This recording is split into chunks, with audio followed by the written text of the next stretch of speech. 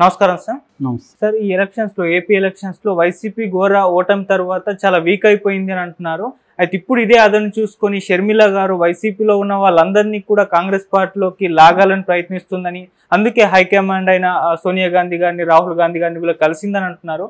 మరి ఇది పాసిబుల్ అయినా, నిజంగా వచ్చే ఛాన్స్ ఏమన్నా ఉందా? ఇది నిజమైతే మరి జగన్ గారు ఎటువంటి వ్యూహాలతో రావాలంటారు సార్? ఇప్పుడు ఏంటంటే మనం బలంగా ఉన్నప్పుడు మనతో ఉన్న అనేక మంది మనం బలహీనం కాగానే చెల్లాచెదరైపోతారు. ఎందుకంటే నువ్వు బలంగా ఉన్నావు కాబట్టి నీ దగ్గరికి వచ్చాను, నువ్వు బలహీనంగా ఉంటే మాకేం పని నీ దగ్గరికి అనేది అందరికీ ఉంటుంది. రెండోది, అవతల బలమైన వాళ్ళ దగ్గర వీళ్ళకి అవకాశాలు ఉన్నప్పుడు అటు జంప్ అవుతారు. అలాగే ఇప్పుడు వైసీపీ నుంచి కూడా చాలామంది జంప్ అయ్యే అవకాశం ఉంది. సిద్ధారాఘవరావు ఆయన జంప్ అయ్యాడు ఆల్రెడీ విడుదల రజనీ జంప్ అవుతుంది అంటున్నారు. రేపు సమావేశం ఉంది, అందరినీ రమ్మన్నాడు జగన్. ఎంతమంది వస్తారు ఎంతమంది రారు అనే దాన్ని బట్టి రేపే అర్థమైపోతుంది మనకి ఎవరెవరు జంప్ అవ్వబోతున్నారు. సో ఇప్పుడు వీళ్ళు ఎక్కడికి జంప్ అవ్వాలి? ఇప్పుడు రోజా ఉంది, మనం అనుకున్నాం రోజా వైసీపీలో ఇబ్బంది ఉంది ఆమెకి.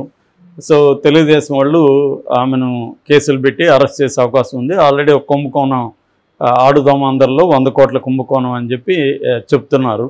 ఇలాగా మాజీ మంత్రులు కావచ్చు, వైసీపీ నాయకులు కావచ్చు, వాళ్ళ మీద తెలుగుదేశం కూటమి ప్రభుత్వం కేసులు పెట్టి అరెస్ట్ చేసే అవకాశం ఉంది. అందుకని వాళ్ళు ఇప్పుడు ప్రొటెక్ట్ చేసుకోవాలంటే వేరే పార్టీలకి రావాలి. వేరే పార్టీలు అంటే ఏముంటాయి? ఆంధ్రప్రదేశ్లో తెలుగుదేశం, జనసేన, బీజేపీ ఉన్నాయి. వీళ్ళు ముగ్గురు కూడా రానిచ్చే పరిస్థితి కనపడలా. ఆల్రెడీ చంద్రబాబు డోర్లు మూసేసామని చెప్తున్నాడు. బీజేపీలోకి కూడా రానియకుండా చేయడానికి చంద్రబాబు ట్రై చేస్తాడు గ్యారంటీగా. ఎందుకంటే ఆయన కంట్రోల్లోనే స్టేట్ బీజేపీ పనిచేస్తుంది, సెంట్రల్లో కూడా ఆయన ఇన్ఫ్లుయెన్స్ ఉంది. కాబట్టి వీళ్ళని మీరు చేర్చుకోవద్దు అంటే వాళ్ళు కూడా చేర్చుకోకుండా ఉండే అవకాశం కనిపిస్తుంది.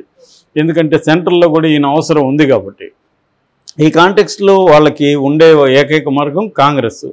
సో ఇది షర్మిల అర్థం చేసుకొని, షర్మిలకి ఏంటంటే జగన్ని చావుదెబ్బ కొట్టాలని షర్మిలకు కూడా ఉంటుంది. ఎందుకంటే తనని ఎంత వేధించారో అందరికీ తెలుసు.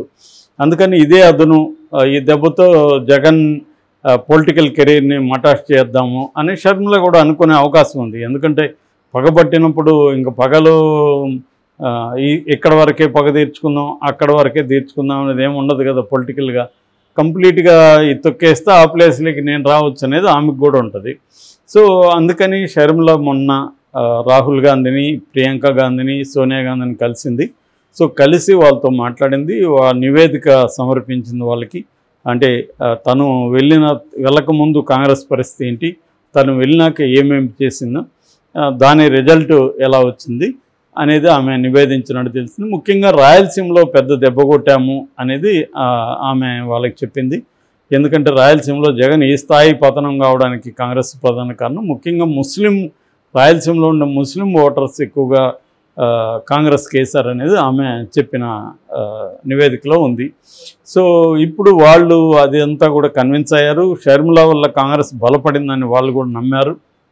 సీట్లు వస్తాయని ముందు కూడా వాళ్ళకి లేదు కాబట్టి ఓటు పర్సంటేజ్ పెరిగింది. రెండోది, షర్మిల గణనీయంగా ఇన్ఫ్లుయెన్స్ చేయగలిగింది. ముఖ్యంగా జగన్ను ఓడించడానికి షర్మిల కూడా దోహదం చేయగలిగింది అనేది వాళ్ళు కన్విన్స్ అయ్యారు. ఇప్పుడు వాళ్ళు షర్మిలకి ఇచ్చిన టాస్క్ కూడా ఏంటంటే ఈ 5 ఏళ్ళు కానీ గట్టిగా కష్టపడితే మనకి నెక్స్ట్ పర్సంటేజ్ పెరగడమే కాకుండా సీట్లు కూడా వస్తాయి అనేది వాళ్ళ ఉద్దేశం. అందుకని ఆమెను వైసీపీని టార్గెట్ చేసి వైసీపీలో నుంచే లాగమని చెప్పినట్టుగా అర్థమవుతుంది. ఎందుకంటే గతంలో వైసీపీలోకి కాంగ్రెస్ వాళ్ళు వెళ్ళారు. ఒకప్పుడు కాంగ్రెస్కు ఏ వర్గాలు అయితే స్ట్రాంగ్గా ఉన్నాయో అదే వర్గాలే వైసీపీకి స్ట్రాంగ్ అయినాయి. రెడ్డి కమ్యూనిటీ కానీ, ఎస్సీ ఎస్టీలు కానీ, క్రిస్టియన్లు కానీ, ముస్లింలు కానీ, వీళ్ళందరూ కూడా ఒకప్పుడు కాంగ్రెస్కి మద్దతు ఇచ్చారు. వాళ్ళే ఇప్పుడు వైసీపీకి మద్దతు ఇస్తున్నారు. సో ఇప్పుడు వైసీపీ వీక్ అయింది కాబట్టి, తెలుగుదేశం డోర్స్ క్లోజ్ అయినాయి కాబట్టి వాళ్ళని మనం కానీ టార్గెట్ చేస్తే బలం మంది పెరుగుతుంది. నెక్స్ట్ రాబోయే స్థానిక ఎన్నికలు వీటన్నిటి మీద ఫోకస్ చేయాలి అనేది వాళ్ళు చెప్పారు. రెండోది, కాంగ్రెస్ పార్టీ బలపడి వైసీపీలో నుంచి కాంగ్రెస్ పార్టీ లాగేసుకుంటే చంద్రబాబు కూడా హ్యాపీగా ఫీల్ అవుతారు. కాగల కార్యం గంధర్వులే నెరవేర్చినారు అన్నట్టుగా జగన్ని కంప్లీట్గా రూట్స్తో సహా నేలమట్టం చేయాలనేది చంద్రబాబు ప్లాన్. దానికి షర్మిలనే పూనుకుంటున్నప్పుడు చంద్రబాబు ఇంకా హ్యాపీ కదా. సో కాంగ్రెస్కి వీళ్ళు కూడా ఇండైరెక్ట్గా హెల్ప్ చేసే అవకాశం ఉంది. అంటే జగన్ని మేము నాశనం చేస్తామంటే ఎవరికైనా హెల్ప్ చేస్తారు చంద్రబాబు అండ్ బ్యాచ్. సో ఆ రకంగా షర్మిలకి వాళ్ళు కూడా ఇండైరెక్ట్గా అయినా హెల్ప్ చేసే అవకాశం ఉంది. ఈ రకంగా మనకి ఎదురుండదు అనేది కాంగ్రెస్కు ఉన్న స్ట్రాటజీ. సో మరి షర్మిల ఇప్పటికే గతంలో కూడా ఈ వాదనలు వినిపించాయి. యాక్చువల్గా వైసీపీలో నుంచి అనేక మంది వెళ్ళిపోతున్నారంట, 30 మంది అంట, 25 మంది అంట, సీట్లు ఎన్నోళ్ళంతా అటు వెళ్ళిపోతున్నారు, ఇవన్నీ వచ్చాయి. కానీ పెద్దగా ఎవరు వెళ్ళలేదు. ఈయన వెళ్ళాడు, మళ్ళీ వెనక్కి వచ్చేసాడు.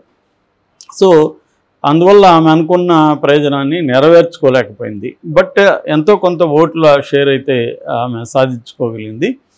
సో ఈ కాంటెక్స్ట్లో ఇప్పుడు ఆమె ఎలా చేయబోతుంది, కాంగ్రెస్ ఎట్లా ఫోకస్ చేయబోతున్నారు అనేది చూడాలి. కానీ బీజేపీ దీనికి ఒప్పుకుంటుందా అనేది ఒక వెర్షన్ ఉంది. కానీ ఇక్కడ బీజేపీ ఏంటంటే చంద్రబాబు మాట వినాల్సిన పరిస్థితి, చంద్రబాబును కాదని బీజేపీ ఏం చేసే పరిస్థితి అయితే ఆంధ్రప్రదేశ్లో లేదు. సో అందుకని ఇవన్నీ సమీకరణాలు చూసి కాంగ్రెస్ స్ట్రాటజిక్గా ప్లాన్ చేస్తున్నట్టు తెలుస్తుంది షర్మిల.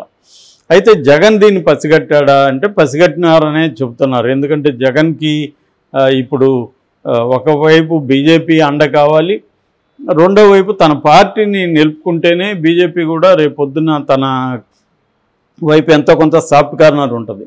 కంప్లీట్ పార్టీని కానీ కోల్పోతే తనకి చాలా ఇబ్బందులు ఉంటాయి. అందుకని కాంగ్రెస్ వైపు అంటే కూటమి వైపు మొగ్గు చూపుతున్నట్టుగా కొంత సిగ్నల్స్ జగన్ పంపిస్తున్నాడు. అంటే కూటమికి కూడా జగన్ లాంటి పార్టీల అవసరం ఉంది. ఎందుకంటే రేపొద్దున బీజేపీ వీక్ అయితే 1 ఇయర్లోనూ 2 ఇయర్స్లోనూ బీజేపీ వీక్ అయిపోయి బీజేపీ నుంచి చంద్రబాబు, నితీష్ ఇట్లాంటి బయటకు వెళితే కొంతమందిని తన వైపు లాక్కోగలిగితే రేపు నితీష్ అటు పోవడానికి కూడా గ్యారంటీ లేదు. ఎందుకంటే 25లో బీహార్లో ఎన్నికలు ఉన్నాయి, లోకల్ ఎన్నికలు. రేపు పొద్దున బీజేపీతో ఉంటే మనకి ఇబ్బంది అనుకుంటే నితీష్ అడ్డు జంప్ అవుతాడు. ఎందుకంటే మొన్ననే అటు నుంచి ఇటు జంప్ అయ్యాడు. నేను చావనైనా తెస్తాను కానీ బీజేపీలో చేరనని స్టేట్మెంట్ ఇచ్చిన నితీష్ అదే దాంట్లోకి వెళ్ళాడు బీజేపీలకి. ఇప్పుడు అతను మళ్ళీ ఇటు రావడానికి గ్యారంటీ లేదు. సో అలాగా నితీష్ లాంటి వాళ్ళని కొంతమందిని లాగేయగలిగితే కాంగ్రెస్ ఈ ప్రభుత్వం కూలిపోతుంది. కూలిపోయినప్పుడు ఆల్టర్నేటివ్గా తమకి స్ట్రెంగ్త్ కావాలనుకున్నప్పుడు జగన్ లాంటి వాళ్ళ అవసరం వాళ్ళకు ఉంటుంది.